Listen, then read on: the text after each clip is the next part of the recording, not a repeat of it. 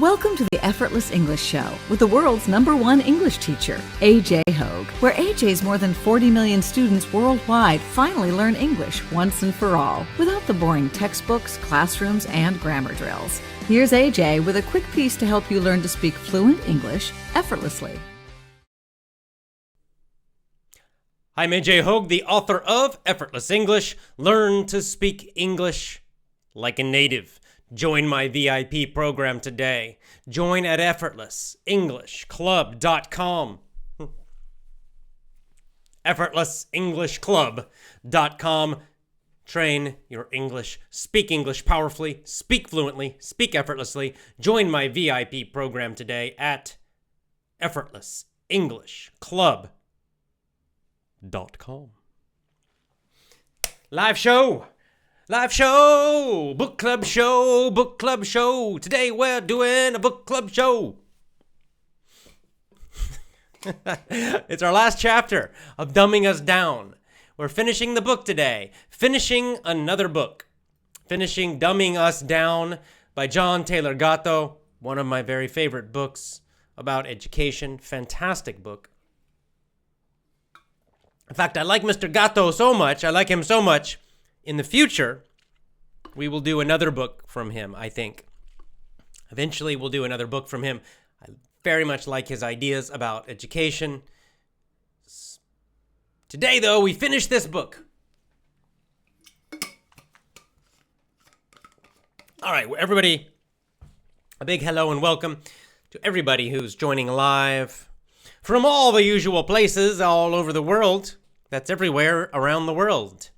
Brazil, Kurdistan, India, Russia, Egypt, Brazil, ole, Turkey. People saying hello, Afghanistan, from many, many, many places. So hello and welcome. Today, Chapter 5, finishing Chapter 5. I did an audio podcast also today. I recorded it. I will upload, I will add it soon after today's show. I'll add that audio podcast today.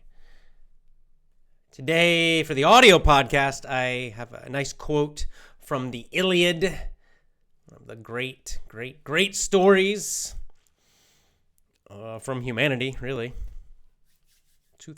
Over 2,500. Some people estimate the Iliad is 2,800 years old. Very, very old. Powerful story.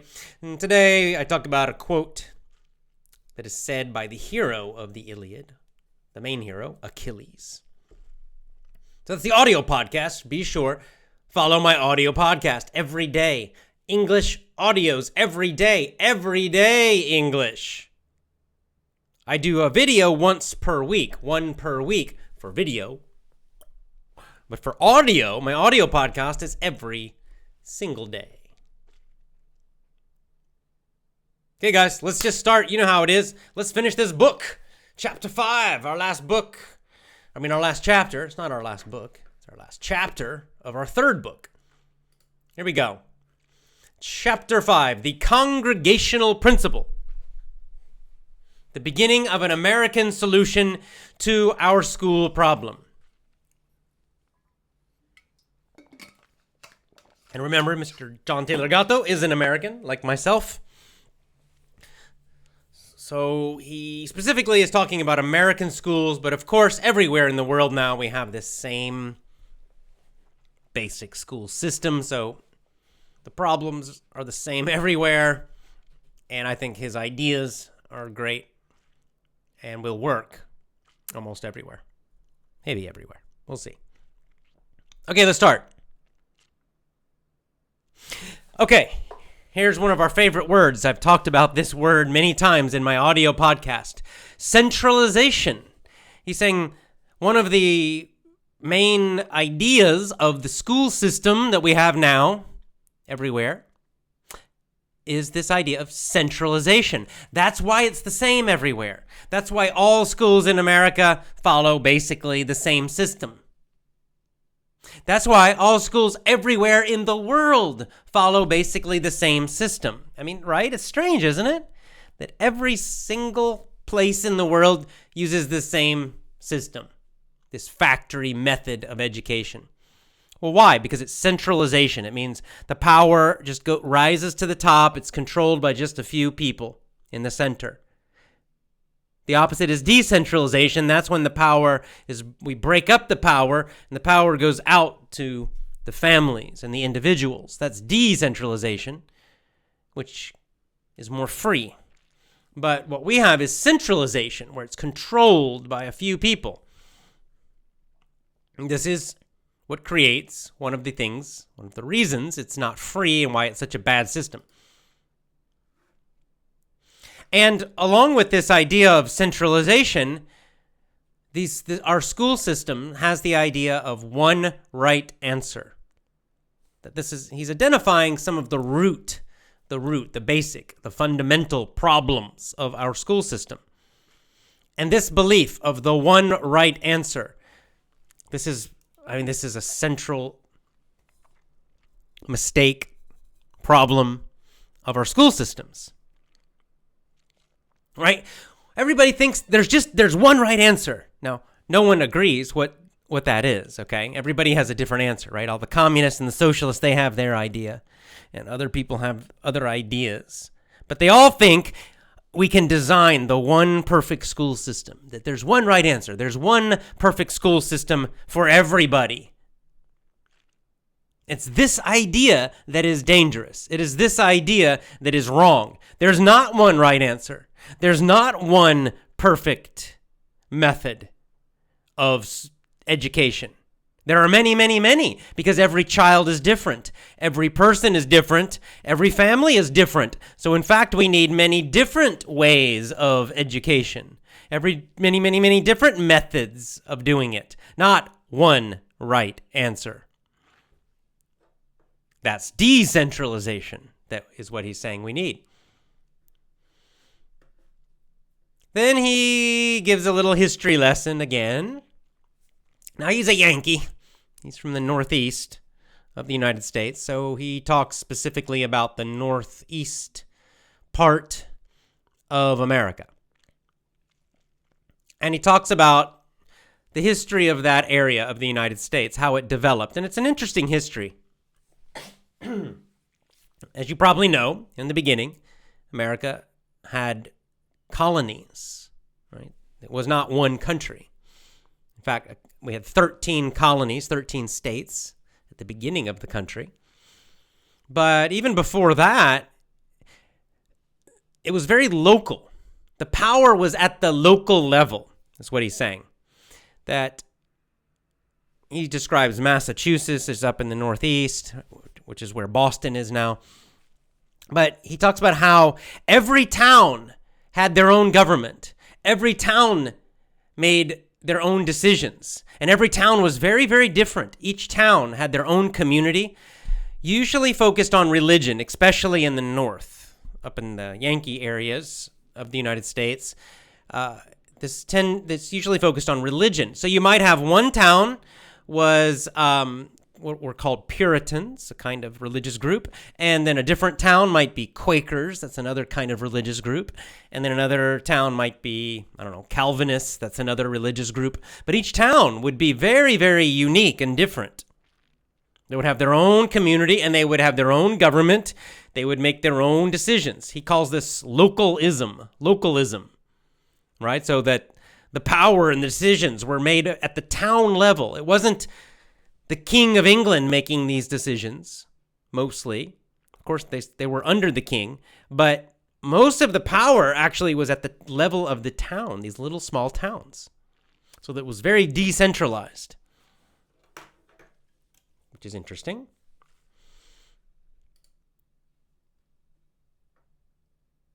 And he talks about how that these towns were hostile. They did not like hierarchical thinking. Hierarchical thinking is like bureaucracy, right? You have one level, and then you have people above them, and lots of levels. Which is what we have now, right? It's kind of this centralized power. Well, these colonists in America, They were the opposite. They hated that. They didn't like that. They wanted their own communities, right? That's why they left England. They left Scotland, mostly those two countries in the beginning. They left because they wanted more freedom. They wanted to control their own lives.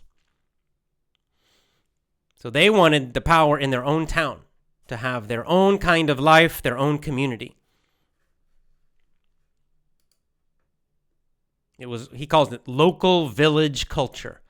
Local village culture. Now, an important part of this was that each town could exclude anyone. In other words, they could decide their own community. It was not open, no open borders, for example, what we have now. It was quite the opposite of that. Even at the level of a town, the people in the town decided who could stay in the town. So if you had a very different religion, for example, they would kick you out of the town and say, you can't come to our town. You can't live in our town. This town is for, Unitarians. And this town is only for Catholics, this, whatever, okay? There weren't many Catholics in America at that time, but you get the idea. They could choose their own community. They get to choose who they wanted to live around. So they had these communities were very strong, very tight, because they shared the same values, the same religion, many similarities. Now he says that this seems like, that this could cause problems, and it did cause some problems, in fact. But on the other hand, because they were so close and so tight, that inside these groups, there was a lot of freedom. There was a huge amount of freedom because they could choose their own group. And he says this is a very important, and it still is a very important part of American culture. This idea is called freedom of association. I talked about it in a podcast, audio podcast recently this week. But basically, it's the idea that you choose your own community. You choose who you want to be with. It's the opposite of what happens in schools, right? We push children into schools. They have no choice. We put them in a class. They have no choice. What if they have bullies in the class? And the poor child gets bullied. The child has no choice. They can't leave. They can't stay home. Right? There's no choice. There's no freedom of association. Well, it was the opposite in the early days of America. So he said the main principle, the main idea was local loyalty. So the power was at the local level, not the state level, not the national level. People were local. They focused on their families and their town, their families and their community. That's where they had loyalty. That's where the most power was. So very decentralized.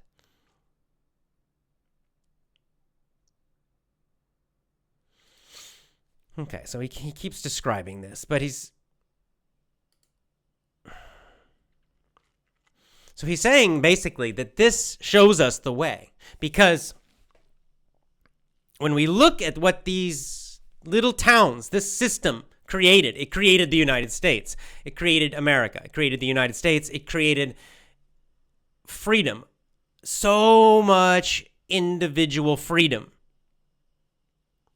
It created a culture that was very, very, very special. Now, of course, it's different now in America, but at that time, in the beginning of the United States, there was a huge amount of individual freedom, where there was a king, but the king was far away in England, and so families and communities had so much power and so much freedom, and they created an incredibly powerful education system.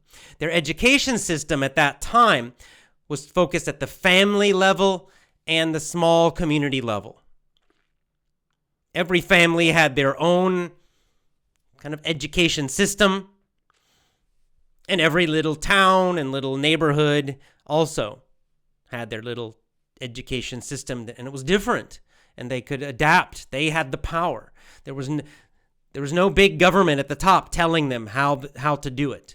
There was no one forcing their children to go to the same school and learn exactly the same.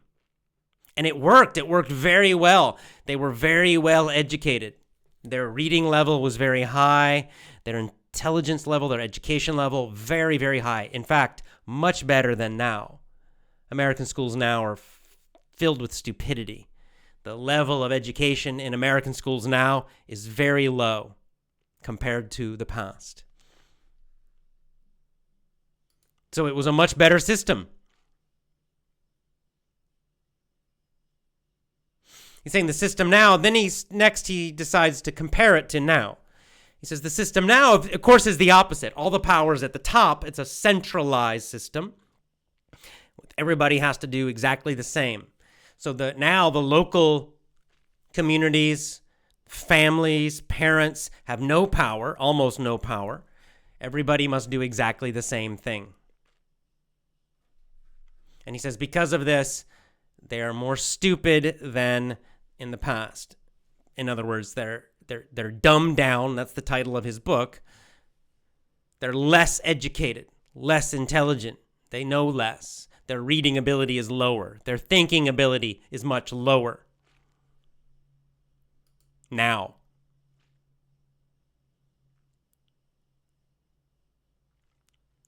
And he makes a nice statement. He said, good things happen to the human spirit when it is left alone.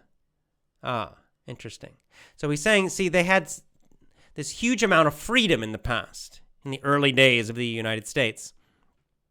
And because they were left alone, because no one was trying to control them all the time.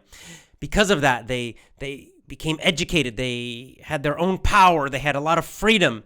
Great things happened. The beginning of the United States. But the opposite happens when we try to control individual people. When we try to control them all the time, bad things happen.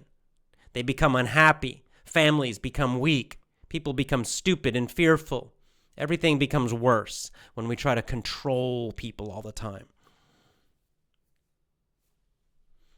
He said, with the old system, people were allowed to make their own choices. Each family could choose themselves, and they could make mistakes. They were allowed to make their own mistakes. They were allowed to try different things. They could choose their own education system. And even if they made mistakes, it was okay. They had freedom. And it was more effective. It worked better.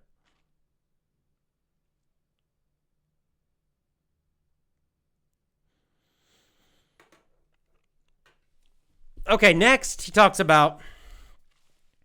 comes back to this idea of voluntary grouping. He says people are less than whole. Means like people feel less. People are unhappy unless they gather together voluntarily into groups.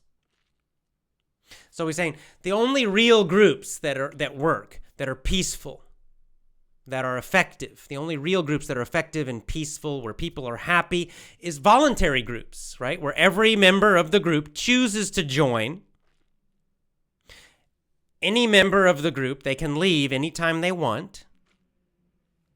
And the group can also decide who can join and who cannot join. That's a freedom of association, right? That's a group that comes together voluntarily. And then he says the opposite is only slaves are gathered by others. So in other words, if you're forced into a group, if someone else forces you to join a group and someone says you cannot leave this group, you're a slave.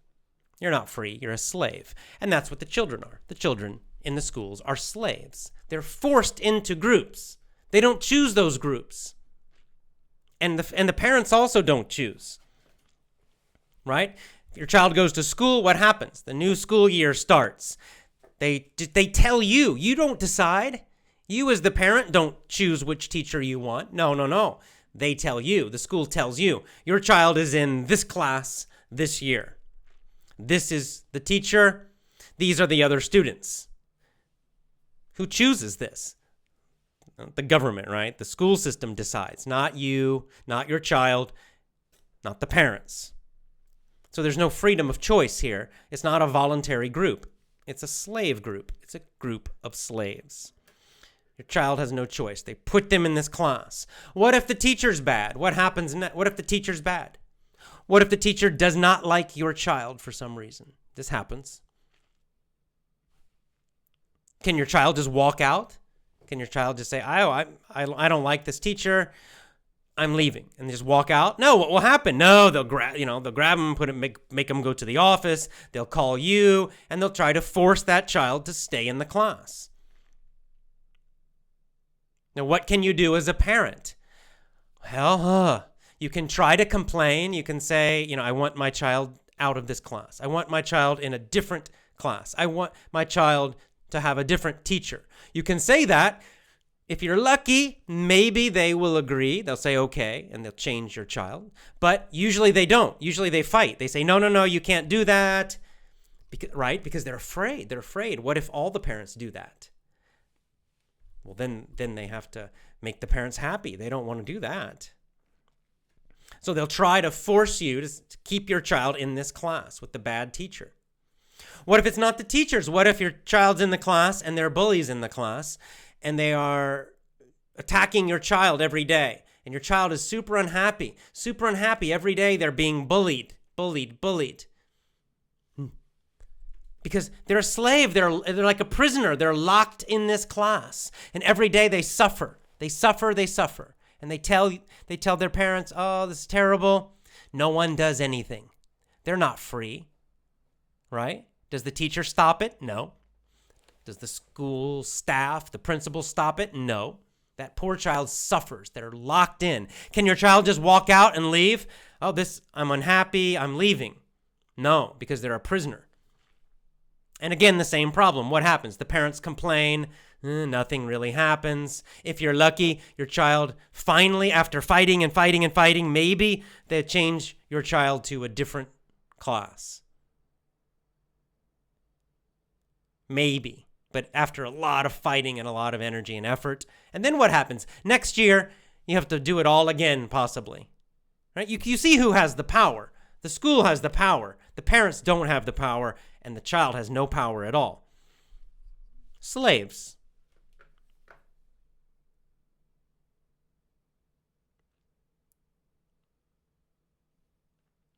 All right. Then another way he says this, the problem is that the schools, the governments, they see you and your child as a machine. They see your children as machines. They're machines. The school is a factory. They look at your child like a machine. Their job is to make the machines the same, to make the machines be reliable. I talked about this in an audio podcast, right? They don't want all the children to be different, right? They can't teach each child differently, even though one child is different than another. No, they want them all the same. So they all study the same thing. They read the same books at the same time. They're like little machines. That's all.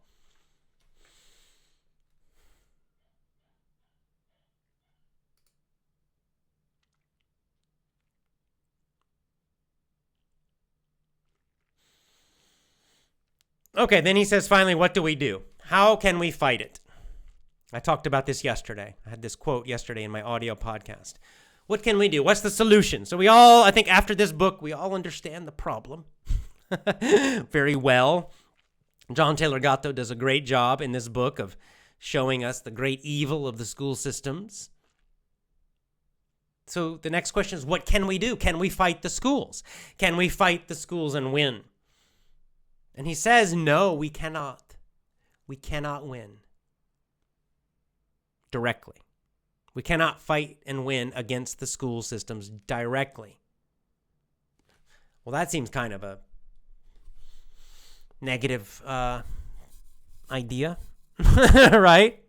He says, it's impossible to reform the schools. Reform means to change them in a positive way. It's impossible. It's impossible to go against the school system and win. It's impossible. He says they are the devil.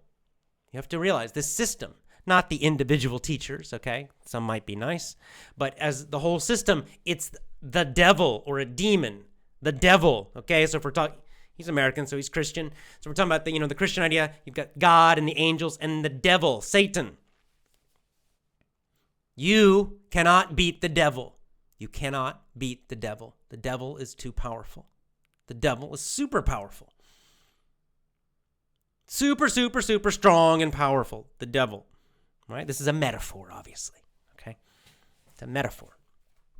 But just as you as a human being, me, we as human beings, we cannot beat the devil directly. Directly. We cannot, right? If you fight against the devil directly, you will lose. That's the bad news, but there's good news. The good news is you beat the devil by starving the devil to death. Okay? He said, what you do is, what the devil needs food. Now, in a religious idea, the devil needs, you might call it sin, evil ideas, evil thoughts. So we take that away, we make ourselves good, the devil loses power. The devil can't hurt us. Well, he's saying the same idea with the school system. What does the school need for food? It needs children. Your children are the food. Right? The school system eats children. So how do we beat the school system? You can't fight it directly. Too much money, too much power. You take your children out. You just take away the food. Take the children out. That's all you have to do. You don't have to pass a lot of new laws, maybe homeschool laws in your country. You might fight for that. But you don't need to change the system. You don't need new teachers. You don't need a new budget. You don't need new computer systems. You don't need new laws, new certificates. None of that will work. You don't need to go in and fight with the principal and argue and constantly be fighting against this system. It won't work. You'll lose. They have too much power. All you need to do is take the children out. Take away the food. Starve. Starve means to die because you don't have enough food. You starve the devil. That's how you beat the devil. You starve the devil, not by fighting directly. So he's saying we take our children out. Individually, we can do that, right? You can take your children out. Individually, you can do it. And then as more and more people do it, the schools lose power as more and more and more and more people take out their children. That's how you win. And he says that's really the only way to win. You can't fight them. You can't change them.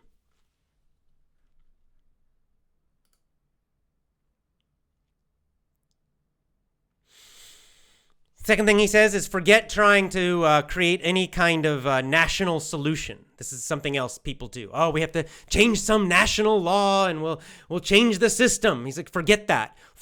He's like, you're just playing the same game. You're looking for the one right answer. Try to force everybody to do the same thing. That's part of the problem. Just look at your own family. Just focus on your own family. Take your children out. Focus on your own family. Put the power back with your family or your community. Trust children and families to know what's best for themselves. This goes to the very heart. You have to trust each family to do what's right for them, right? Not the same for everybody. Not the same for everybody because everybody's not the same. Each child's not the same, and definitely each family's not the same. So let them decide. You might not like their choice, but it's their family. Let them choose. You focus on your own family.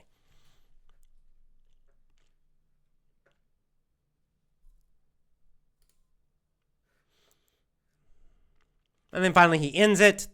He ends the chapter and ends the book. He says, trust in families and neighborhoods and individuals to make their own decision about what is education for.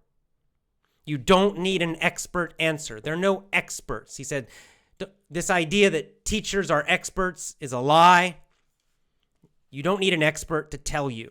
Let each family and individual and community decide. Take the power back for you and your family.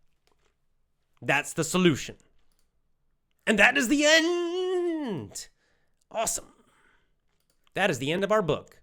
Powerful book. Powerful book. Okay. Woo. My thoughts, I don't know. I've talked about a lot of these ideas already in my audio podcast this week. Powerful. I mean, I agree with everything he said. I agree 100%. That's why I chose this book. John Taylor Gatto had a strong influence on me as a teacher because I saw the truth in everything he was teaching. I saw the truth. I still see the truth in everything he's saying. And he's 100% right. He's right about the American history part. He's right about not fighting the system directly because you can't change the system. If you change the system, it just becomes a different kind of evil. That's all. This in America is kind of a joke because my whole life and even before I was alive, people have always been fighting about the school system, trying to change the system. So one group gets power, they change the system a little bit. A different group gets power, they change the system. But nothing really changes, right? Because it's the same idea. Control, one right answer. So one group has control, they try their answer and force everybody to do it. A different group has control, they try to force everybody to follow their system. So it doesn't work. It makes people very unhappy because it's centralized. It's this idea of one group, one idea controlling everything. That's the problem. You can't solve the problem by just changing the control. You have to destroy the whole thing, and you do it by starving it, by taking the kids out. That's how you do it. And then he shows us the result. We saw it in early America.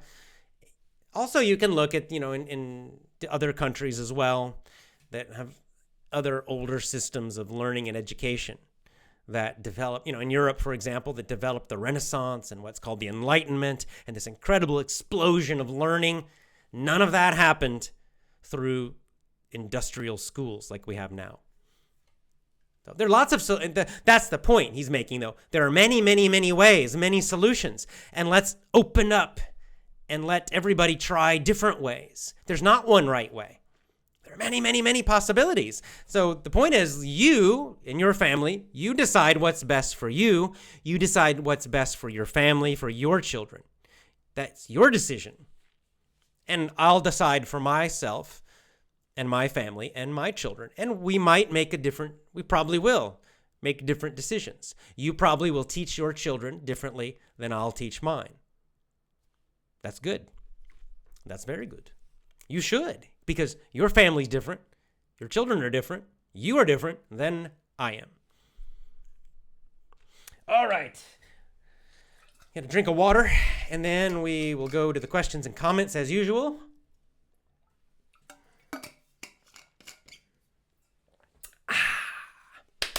Okay. And anyway, hey, yoo-hoo, we finished our last chapter of Dumbing Us Down. That's our third book. We did Animal Farm, our first book. We did Rich Dad, Poor Dad, our second book. And now we're finishing Dumbing Us Down by John Taylor Gatto, our third book. What's the next book? I'm not sure yet. I've got some ideas. All right, let's go on to the questions. Emmanuel, hello again.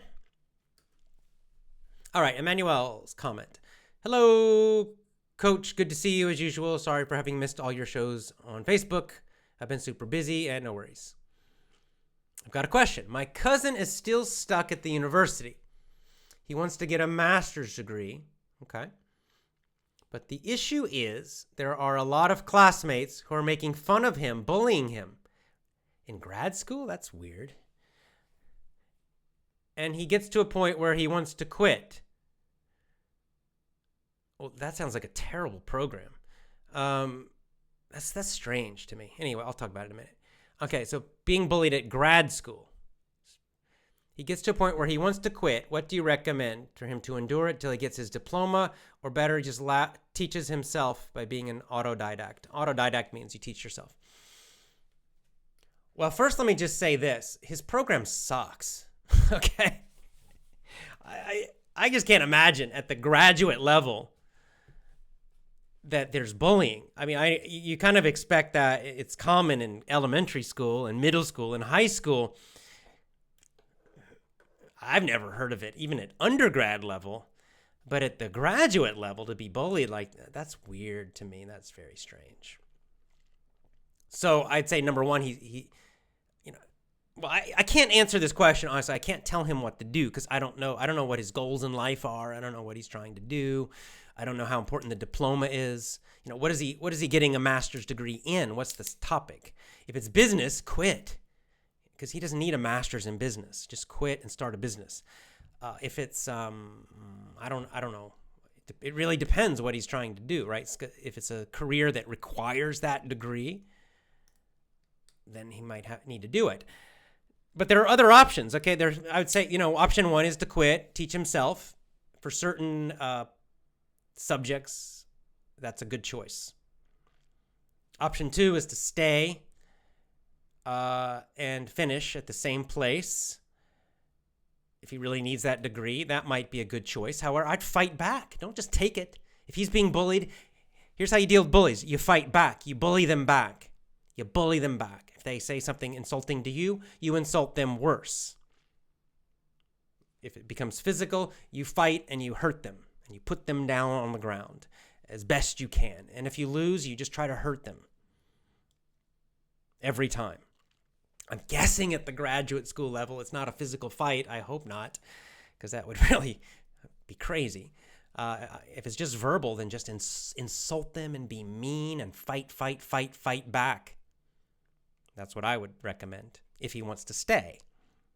Now, the third choice is to transfer to a different school, because this school sounds like it sucks. If you're being bullied at grad school, that's weird. So he could also do that. Look at other universities and find a different graduate program, the same kind of program, but transferred to a different school that's higher quality where you don't have people bullying. Those would be the three choices, but I can't make that decision for him, obviously. So, and I don't know what to tell you. He has to decide that himself. Even if he stays, though, he should fight back. He should fight. He should... I don't really know what kind of... maybe in the comments, tell me what kind of bullying, because I'm not sure what you mean by bullying. I need more details to give a better answer, but that's my very general answer.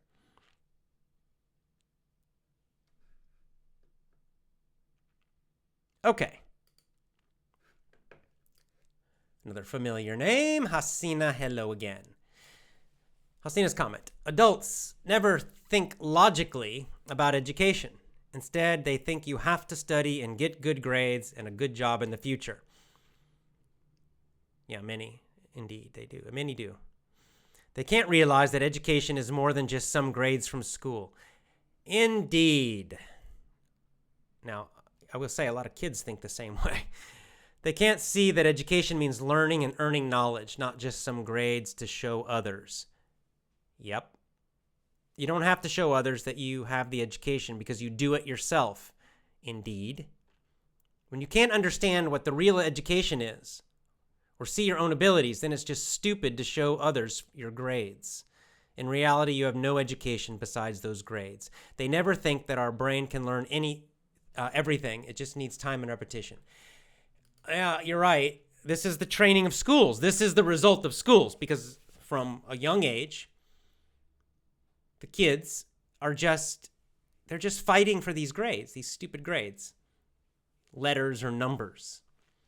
So this is what they think education is. Now, maybe not when they're 5, but when they're finally 18, 19, 20, it is sad because you're right. Most people, I would say people, because it's young and old alike are similar because they had this training.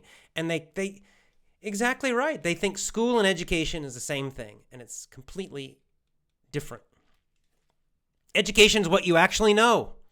Learning is an even better word. It's what you know, the knowledge you know, it's the skills you have, things you can do. That's your real education, real learning. Those stupid letters and numbers and test scores are meaningless. But it's a way of control, you see, right? It works really well. It's just a means of social control. Look how many people are afraid to do something different because They think they need those little grades, those little letters and numbers. They really think they need those letters and numbers. They're trained so well. They're afraid just to learn. They don't even care anymore. By the time they're 18 or 19 or 20, most of them don't even care anymore about real learning. They're completely focused on the grade and the score. The grade and the score, the letter and the number, have completely replaced knowledge, wisdom, skill. How many adults or young adults, older adults, even teenagers, how many do you hear talk about knowledge, wisdom, skill? Not many. How many talk about grades and test scores? Almost all of them. That's the teachers, that's the staff, that's the students, and that's the parents. All of them trained in the same system. They can't see past it. It's the Matrix, just like Neo in the Matrix. It's a system of control. Grades and test scores are just a system to control you. So you're afraid to leave the system. You're afraid to go learn for yourself. Oh, I got to have the paper. I've got to have the number. I've got to have the grade. And they become afraid and controlled by it. You're correct, Tassina. Very good comment.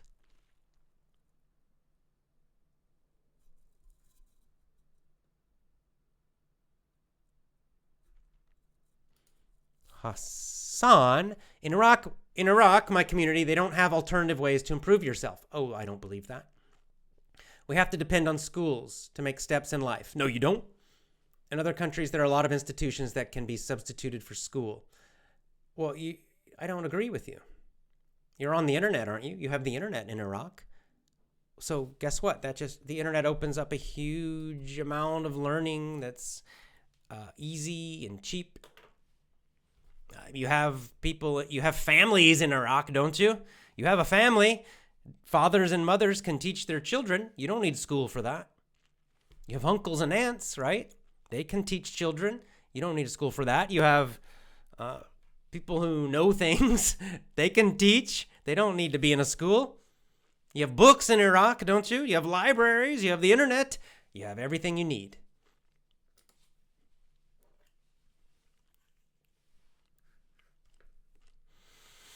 Book recommendation, The Monk Who Sold His Ferrari. Thank you. Think about that one. You guys are hitting me with the big, long comments today. Okay, here's another really long one. Carlo. Wow. Okay. I'm going to need water to read this one. A quick drink. Okay. Carlo's comment. I totally agree about the inefficiency of traditional education. I personally had a terrible experience too. Surrounded by lazy classmates, me included. That was my experience. Same. Tired and unmotivated teachers. Yes. Marks, grades, etc. It's like an environment where everyone inevitably, nice vocabulary there, suffers, and where everyone is influenced. Yes, it's a system of mind control. Despite all of this, I wonder, though, if homeschooling would be the right solution for the following reason. Our parents are surely the people who care most for us, yes. But I fear they couldn't completely substitute the social connection a child requires. People of their own age. I've talked about this in my audio podcast a lot, Carlo, but I'll repeat some of it. Even if it's true, schools don't represent the real world. Maybe the solution would be homeschooling and organizing social activities, sports, study groups with other kids, etc. Yeah, you just answered the question yourself. That's exactly right. See, we have to open our minds a little. You see again how the schools have closed our minds. This idea that school is the only place for kids to connect with other human beings is crazy. That's totally crazy, right? I mean, yeah, you have not only, it's not just parents, you have a whole family, hopefully. So unless you're an only child, you have a brother or sister or brothers and sisters. You have cousins, uncles, aunts, grandparents. So you have that big extended family. That's a lot of socializing with many different age groups. And of course, like you said, you have a neighborhood. There are other people around. You have sports activities and all kinds of different hobbies and groups and libraries. In America, homeschool families, they often join together and do activities together because homeschooling is quite popular in America. So America, it's pretty easy, but you can do it with, like you mentioned, lots of other study groups, social activities, sports. There's lots of ways to do it. Big extended families. This is why family is important. You can see how homeschooling connects families, cousins, all of that. So there are many, many, many, many, many ways for socialization, and they're all better than school. School's a prison. It's very unnatural, super unnatural to put a child in a room with, let's say, 30 kids who are exactly the same age. They're all exactly the same age. That's not human. That's not normal. That's not human society. Natural human society has all different ages. That's healthy. We need that. You need the old people because they have something to contribute. They have something to give. They have something to teach. You need the little ones. They also have something to give. And you need the older ones and those in the middle and middle-aged people. Even with children, they need to be around other children of different ages. It's very weird. It's very unnatural, this system of kids all are exactly the same age. That's a modern school thing.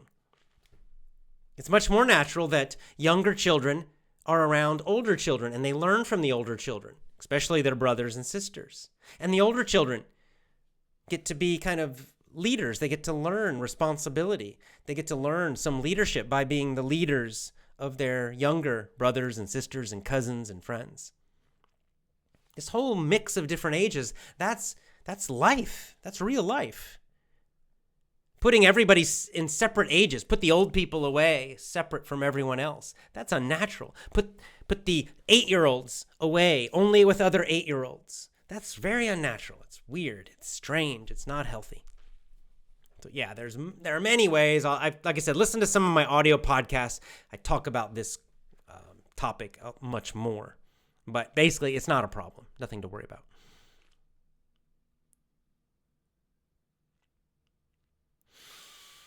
Some people asking about the podcast, many apps you can use. Yeah, just any podcasting app. There are many free podcasting apps. You just get the app, search for Effortless English Podcast, and then subscribe. And all my new episodes every day will go to your phone or your computer or whatever. There's one called TuneIn. That's a good one. iTunes if you have an Apple phone, whatever.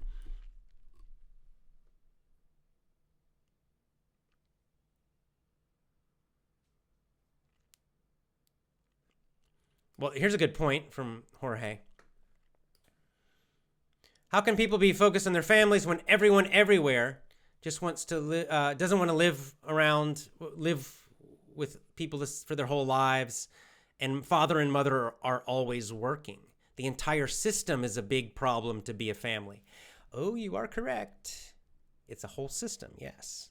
You have to remember, again, in my audio podcast, I talk about how the school system and the job system are very closely connected, right? The school system is designed to go into the job system, right? The school system is training you or your children for the job system. So exactly, you're right about this. The job system is part of the problem also. This idea that you're not financially free. I talked about it in an audio podcast. For example, this history, John Taylor Gatto's this early American history. I think it's similar in most countries. At the time, early United States, they were financially free. Almost everybody. Now we think this is such a big thing. Oh, to be financially free. Rich dad, poor dad. That's a crazy idea. Wow, that's such a big, amazing thing. But in, 150 years ago, it was normal. Almost everybody was financially free. Again, I know in the United States, it was over 90%. Now, how were they do that? Well, they weren't rich. They weren't rich, but they were financially independent. Most of them were farmers. The biggest group they were farmers. They had their own farm. No boss. They had their own food, and then they sold the extra food. They had enough money, so they were independent at home with the family all the time. The second group, they were like little store owners, very small businesses, right? Little shops, very small, family shops. Same idea, though. They had their little family shop. The whole family worked in the shop. Mom and dad and the kids helped. Everybody helped. Again, no bosses. They were financially free also. My own family, they were in both groups. If I go back in my family history, one part of my family, they had a shop and they sold a little in a farming town. So in these two groups, that was most people. It was one of those groups. They were farmers, or they had a little shop, a family shop. This system we have now of these huge companies, these giant companies, and almost everybody's an employee, and they're kind of like a job slave. Go to the company, you have the big boss telling you what to do, get your paycheck. That's more recent, really. In human history, that's recent. And you can see how they're connected, right? And because you have to go off to that job, you leave your family when you go to that job. You leave the family. Now you're away from your children. All day. You're away from your children. You're away from your husband or wife. It does. It makes it weakens the family a lot. It helps to destroy the family. So yeah, they're connected. These last two books, Rich Dad, Poor Dad, and this book have actually a strong connection. It's easier to homeschool when you're financially free.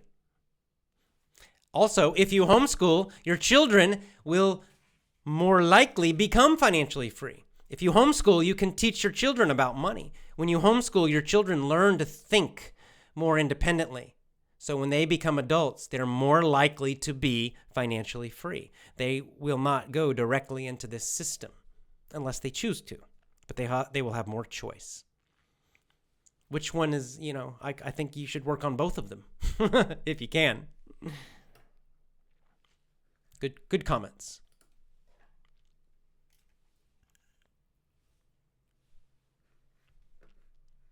Hey, this is a good comment.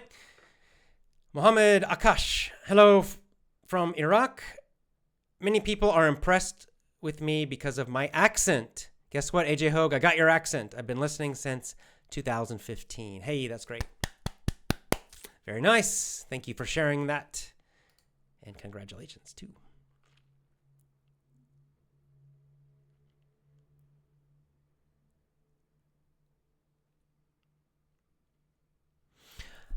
Okay, let's see. Sleman says, hey, hi, AJ. You're not just teacher, you're a psychologist also. Kind of. Thank you for sharing your benefit of info and tips. They're helpful. Thank you.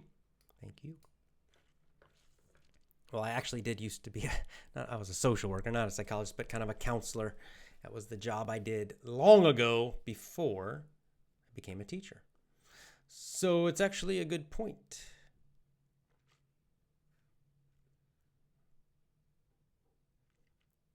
Another long comment from Nasser. Excuse me. Getting thirsty again. Dumbing Us Down is a fascinating book to think about, valuable to read, and super fun to discuss.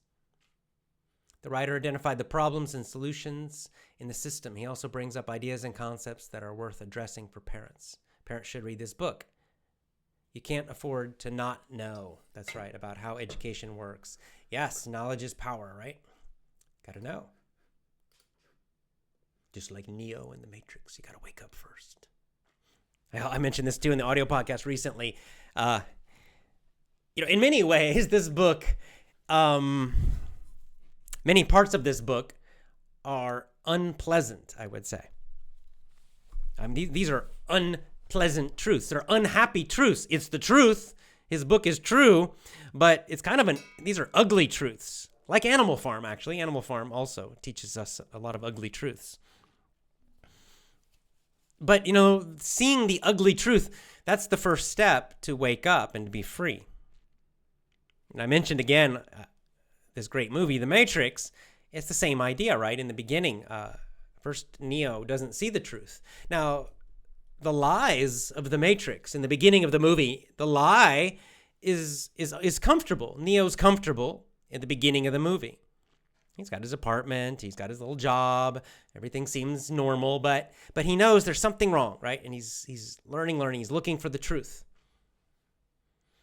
But when he finds the truth, he takes the red pill, right? Morpheus gives him the red pill, he takes it, and then he wakes up to see the truth. The truth is not nice when he wakes up, right? You've seen the movie, right? It's a popular movie. It's a terrible truth he wakes up to. It's really, really, really terrible. Okay? He wakes up, and he can't, his mind is, he's shocked. He can't believe the truth. His body is horrible. He's weak. It's horrible truth he wakes up to. It's a very ugly, terrible truth. So the beginning part of waking up, that red pill, the beginning part, is not fun. It's not pleasant. It's kind of like this book. When you really wake up and you see the truth of education, schools, I should say. It's not education, it's schools. It is ugly. It is ugly. Some people get very angry about it. Some people get sad about it, but it's not a pretty truth. But it's necessary. We have to go through this step. The first step is necessary, where it's a shock. Oh, this is terrible. But then what happens next? Neo, after he wakes up, after the shock, what does he do? He starts to train his mind. Again, you've seen the movie, right? He learns kung fu and all, but he trains his mind. He starts to train. He accepts the truth and he trains and he makes himself stronger and smarter, and that's how he becomes free. By the end of the movie, he becomes free. But he had to have the first step, which is the very ugly, painful truth. It's necessary. Then when you know the truth, then you can adapt, then you can change, then you learn, then you grow stronger. But if you just see the lies, that never happens. So it is painful. I agree. It's not pretty, but it's necessary.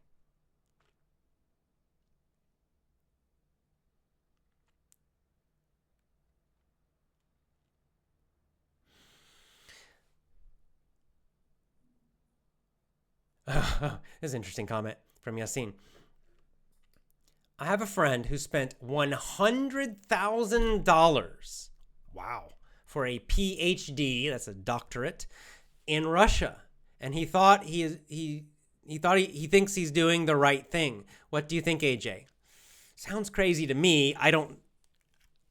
The only way that is a good idea, when I think of these pieces of paper, right?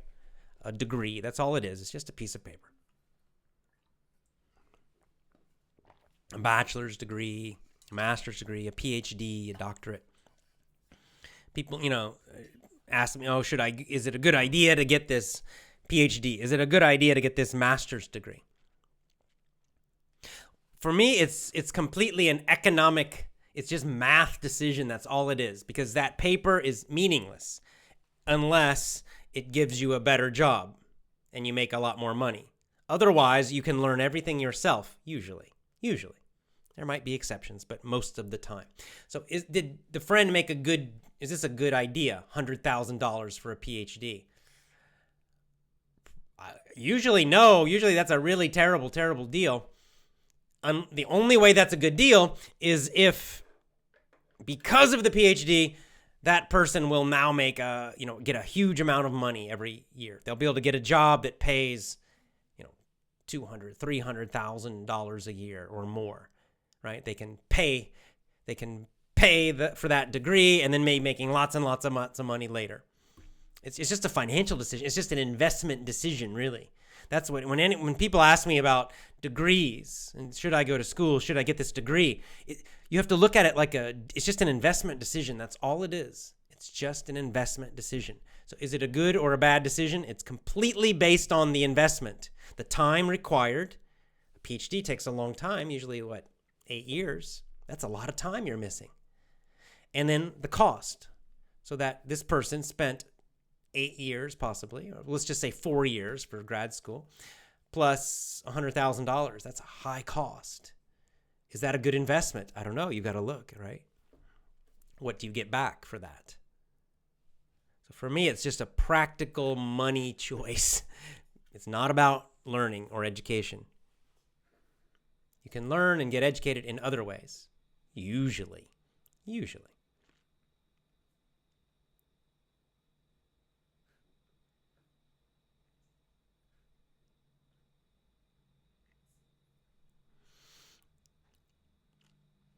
Okay, Emmanuel coming back with a follow-up, and I have one more question, Emmanuel, which is, what is he studying? What is the topic? What degree is he trying to get?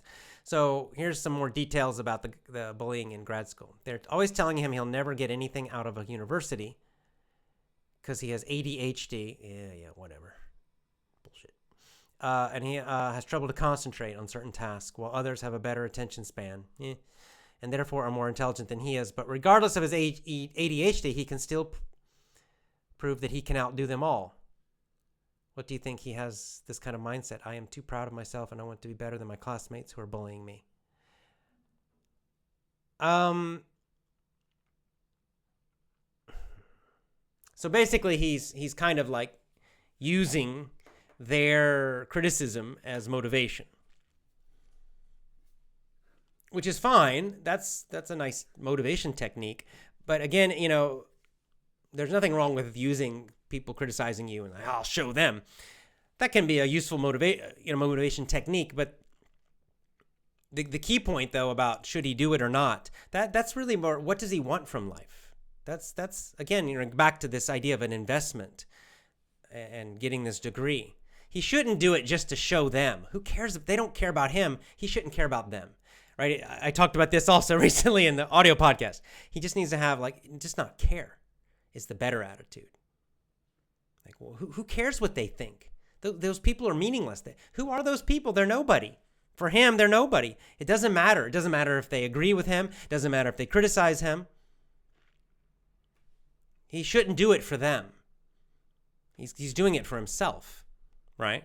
So the question just becomes, is this useful for him, this degree? Is it useful for him or not?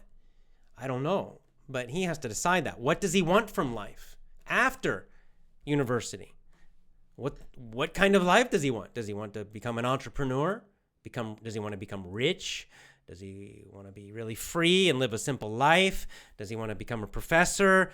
Does he want to become a doctor? Really, right? Each of these is very different. So he has to, what's the end point? What's his goal, his real life goal? And then he has to decide, well, how do I get to that goal? So is this university the best way to get to the goal? I don't know. He has to decide that. But that's how you make a good decision about it. That's how he should decide. Should he stay or not? These other people's opinion is useless. It's pointless. It doesn't matter. They're not living his life. After graduation, they are not going to be around. So their opinion is meaningless. It's meaningless if they support him. It's meaningless if they don't support him. He's got to focus on his own life and what he wants from life. That should be the focus of his decision making. That's the advice I would give. Of course, it's his life and he'll do what he wants.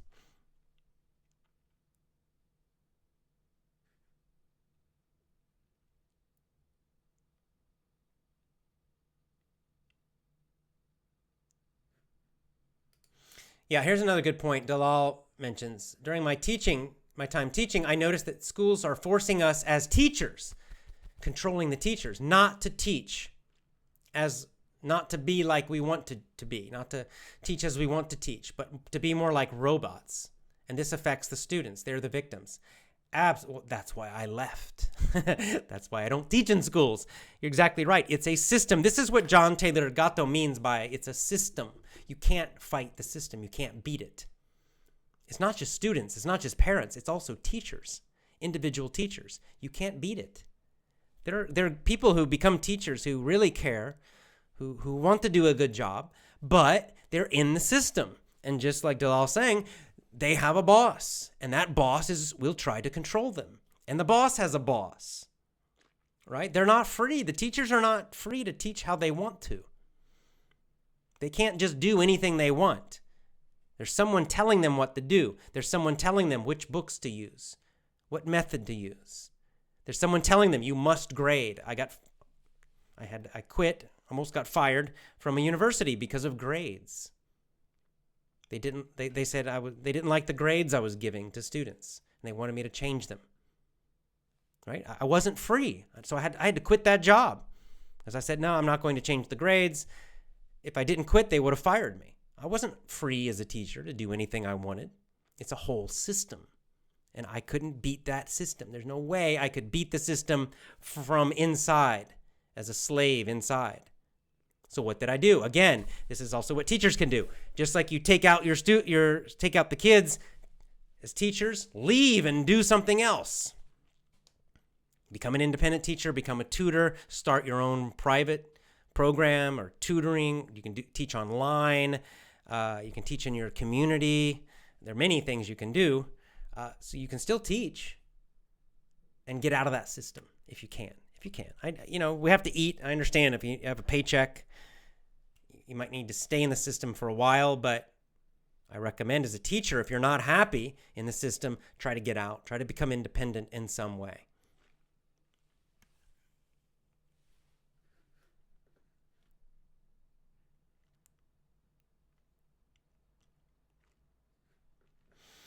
So they're having a battle in Brazil.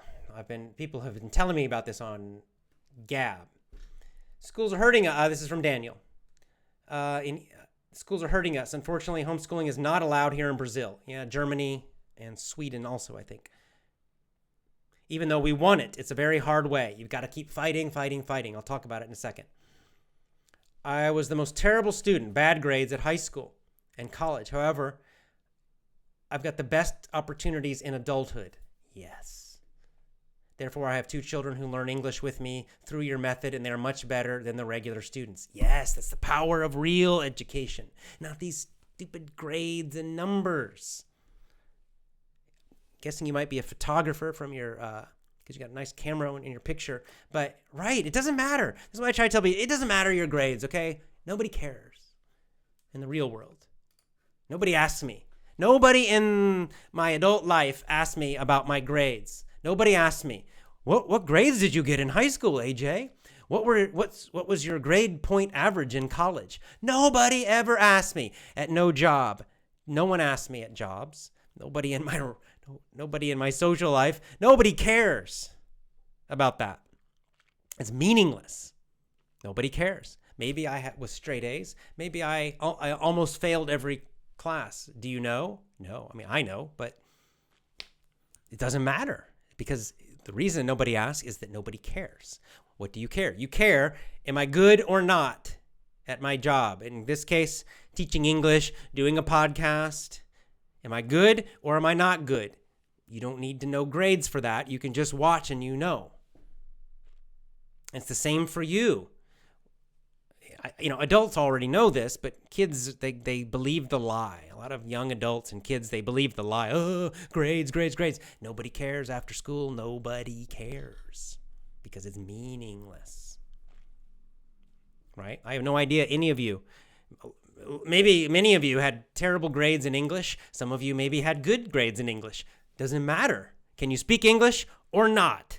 That's all that matters. Can you speak English or not? Can you understand me or not? A, B, C, D doesn't matter. Nobody cares. It means nothing. So Daniel, I can tell from his comment, very well written. He can speak English. He can write English well. His children are learning English. That's all that's important. That's real knowledge. That's real skill in the real world. A, B, C, D, F is meaningless.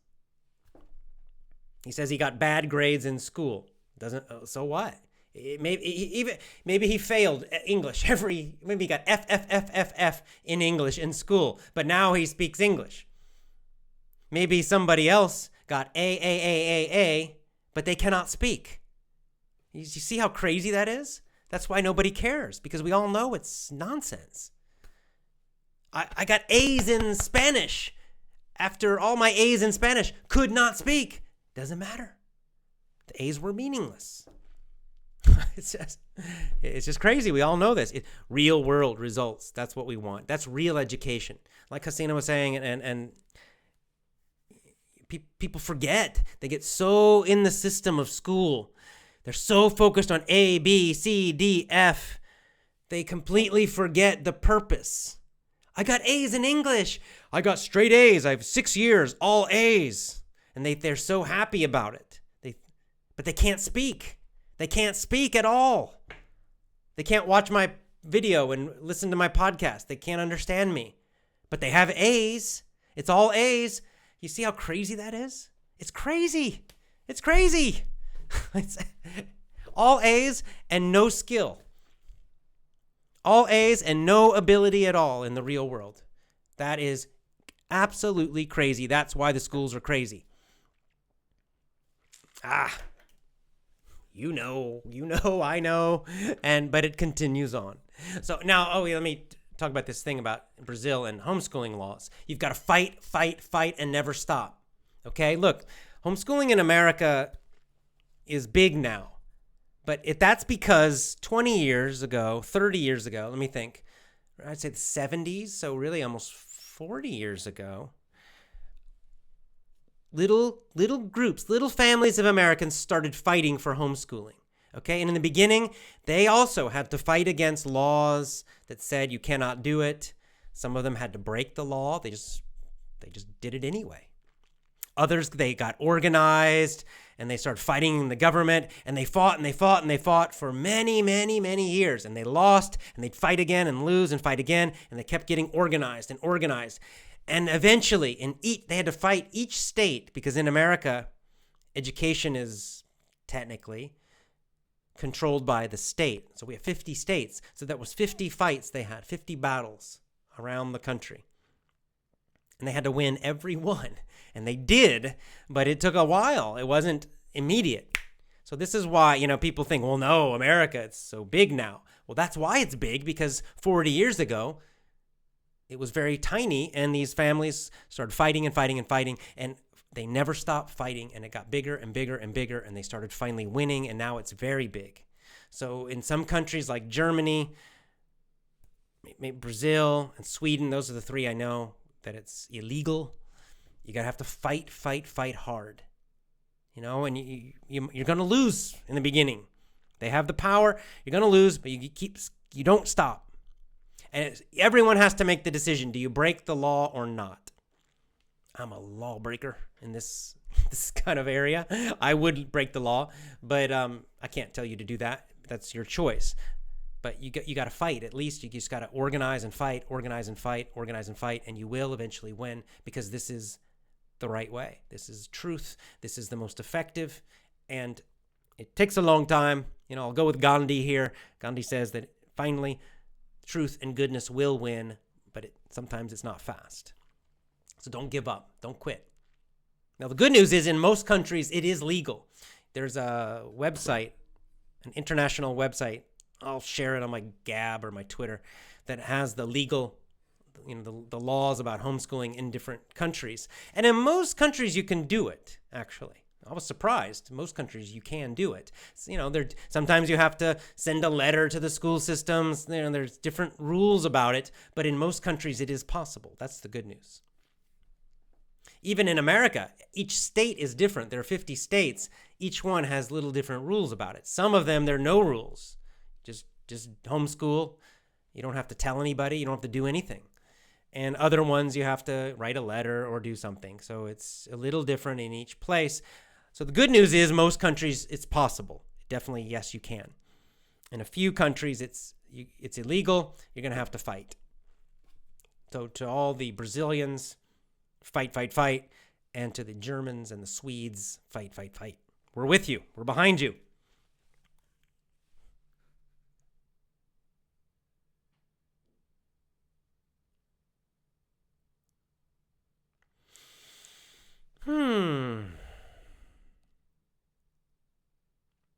Boy, you guys hit me with some long ones again.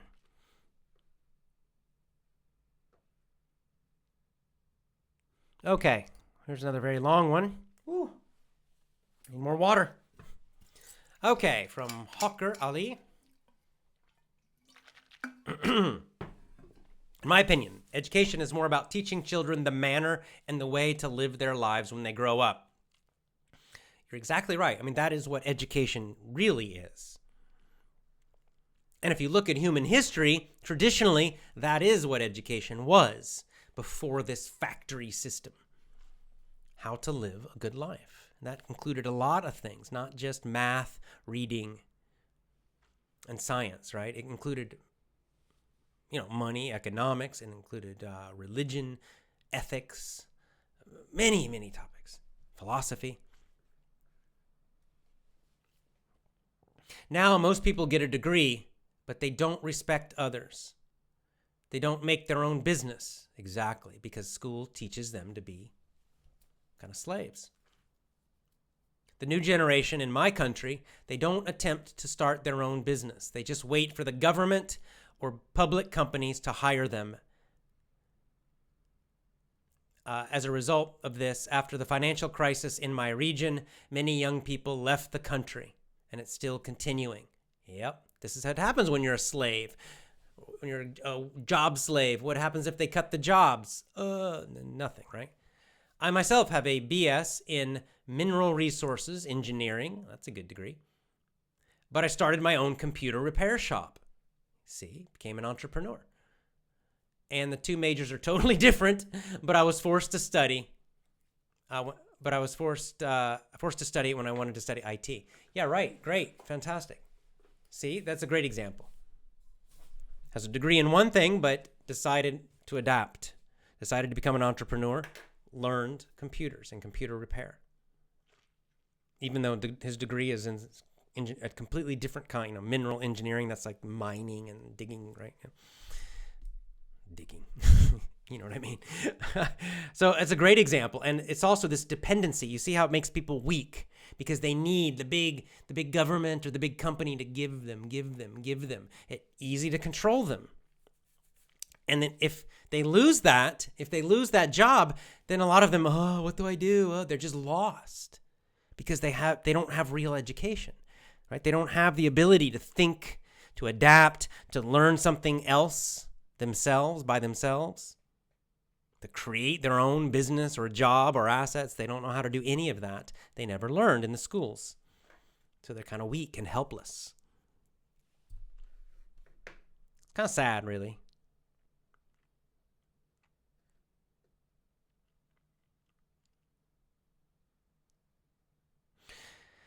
Okay.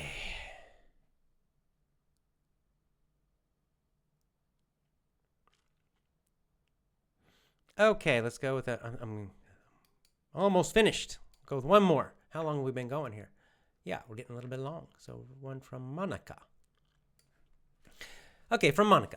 And I can't pronounce your last name. I'm sorry. Children should just concentrate on what they're really good at and develop it. Yeah, that's something called, that's a system called unschooling. Follows that idea. The problem is the system forces children to learn what they hate, what they do not need in their lives. They don't like math, for example. Why do they need to learn it so much? If parents will understand that children can have really good results in what they're good at and not spending too much time on what they don't need. I was lucky. I always learned languages. Now I can speak 5 languages. I was very bad at math, but thanks to my mom, I concentrated on languages, and I'm still learning, and I'm very happy. Yes. So this is a kind of a philosophy of learning in America, sometimes called unschooling, and this is the idea of following the child's strong points, or the person's, adult too, following the strong points and what you're really, really interested in, and not forcing too much of what you're not interested in. I think most of us agree that basic math is important. You need to add and subtract, multiply, divide, right? Think if you're not an engineer, if you're just kind of, let's say if you're a business person or some other job or career, just kind of think, how much math, what kind of math do you use every day? Well, usually you need it for your bank account and kind of that basic level of math, but it's not a super high level of math. Most people are not using a lot of geometry, advanced algebra, and that stuff. Most people don't need it. Now, some do, but most don't. So what you can see is that, we all agree we need at least that basic level of math. So there are certain basic skills we need, but those are actually quite simple. After that, what should we learn? Well, this is one really good philosophy, and that is, it depends on each person. Some people are very focused on languages. Monica has learned 5 languages. So she has the basic skills. that we all need to survive in this society, but she doesn't need advanced math and calculus because she's not interested in that. So why would she focus on that and spend hours and hours and hours trying to learn that when she's never going to use it? It's kind of pointless. It's a good point. And it's the same for another person. There might be another person who is interested in math and they want to be a mathematician or maybe a physicist or something, and they want advanced math and they need advanced math, and that is their focus. So why make that person learn several languages and spend a lot of hours on languages when they don't need it and they don't want it? It's also kind of crazy. But this is the power of independent education. When the families and the individuals are making the choice, of course, as an adult, you have complete choice. As an adult, you decide. So you focus on what you're interested in, and other things that you don't need, you don't waste the time on because you decide, and everybody's different. So it's a very individual approach, and that works better than the school system trying to make everyone do the same thing, which does not work well. All right, I think that's our last comment. I'll just have a quick one.